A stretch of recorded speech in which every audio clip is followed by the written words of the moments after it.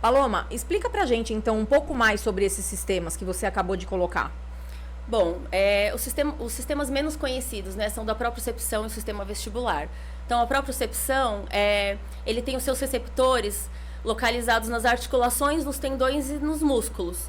Então, eles fornecem pra gente a noção de posição do nosso corpo no espaço, responsável pela coordenação motora, um dos responsáveis, graduação de força. Então, quando a gente vai pegar um copo e esse copo é muito leve, né, e a gente aperta muito, a água sai. É a propriocepção que nos diz, né, e é isso em milésimo de segundos, como que a gente ajusta a nossa força para pegar algo que é muito leve ou muito pesado. Então, basicamente, né, a propriocepção ela é responsável pelo desenvolvimento da nossa percepção corporal.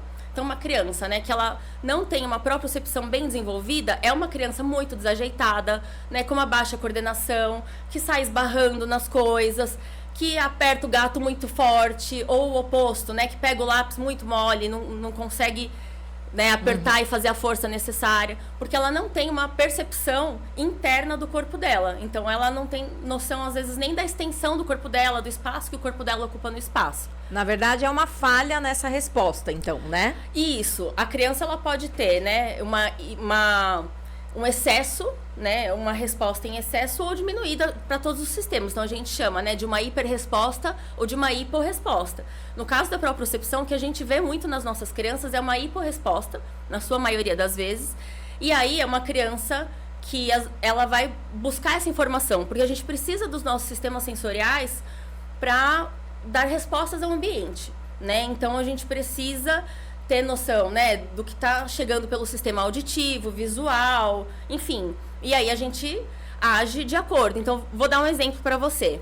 Você está andando no seu condomínio, né, e você sabe que aquele é um lugar seguro, você sabe que ali que o chão é nivelado, você sabe que não vai ter nenhum cachorro bravo te encontrando, porque ali é proibido.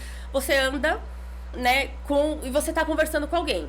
Né? Ou você vai fazer uma meditação, ou você tá, enfim, fazendo alguma atividade. Você consegue focar nessa atividade, desligar alguns sistemas de alerta, porque você sabe que você conhece aquele ambiente.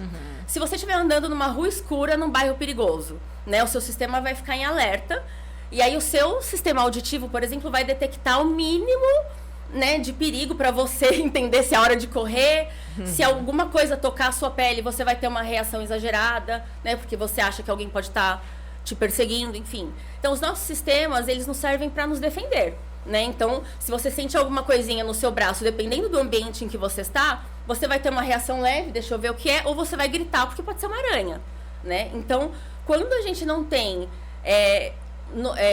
esse registro adequado dos sistemas sensoriais, a gente reage ao ambiente de uma forma desorganizada. Então, às vezes a gente vai perceber perigo quando não há, né? Só um minutinho. A gente vai perceber perigo quando não há. Então, quando a criança ela tem uma dificuldade de modulação, né, e aí a gente chama de uma hiperresposta. Ela recebe um estímulo do ambiente, aquele estímulo faz um caminho, ao invés de ir para o córtex, ele ativa o sistema nervoso autônomo, que é responsável pelo alerta, estou em perigo, e aí já não é mais consciente. Não adianta você falar para a criança, mas meu amor, você... Não, o cérebro da criança está dizendo perigo, perigo, perigo, e a criança ela vai reagir. Então, às vezes a criança vai reagir com agressividade, com agitação, né, enfim, uma série de comportamentos. Então, a gente sempre diz, né, que os sistemas sensoriais a gente observa através de comportamentos. Aquilo sempre gera um comportamento, né? Seja um comportamento de uma falha na participação, então uma criança que não está detectando o estímulo e ela está alheia àquilo, né? E você fala, meu Deus, eu quero ligar aquela criança na tomada, eu, né, brinco com ela, ponho abacaxi na cabeça e ela não reage. Como uma criança que você não consegue fazer ela parar sentada para fazer uma atividade. Então, as duas aí estão tendo, né, alguma disfunção na modulação do sistema sensorial que impedem a participação dela. Que são características muito fortes das crianças neurodivergentes. Exatamente. Tanto as crianças com TEA, quanto as crianças com TDAH também, né? Sim, 90% das crianças com TEA vão apresentar alguma alteração no sistema sensorial. Né? Então, assim, às vezes essa alteração é uma alteração mais sutil e aí só um olhar especializado mesmo para detectar, né? E às vezes isso é muito evidente. Então, as famílias, elas costumam perceber quando é muito evidente. Então, quando a criança tem, né, um quadro que a gente chama de defensividade tátil, uma hiperresposta do sistema tátil, E aí a mãe percebe, meu filho não toca em nada, meu filho é muito seletivo, né? Meu filho não gosta de abraço. Fica evidente. Mas muitas vezes os sintomas são confundidos, né? Então, vou te dar um outro exemplo. Uma criança ela pode ser, às vezes, diagnosticada com TDAH, e aí não estou entrando no mérito se tem ou não o TDAH, que aí está relacionado lá aos níveis de dopamina, etc. Mas é uma criança que vem com a queixa na escola de que essa criança ela não presta atenção, ela não participa. Quando a gente vai avaliar essa criança, ela tem... Então, vou dar um exemplo. O sistema vestibular dela, ela tem uma hiporresposta, então ela registra muito pouco do sistema vestibular, que é o sistema responsável pelo senso de gravidade, de equilíbrio, também da posição do nosso corpo, de movimento, captar movimento, aceleração, enfim.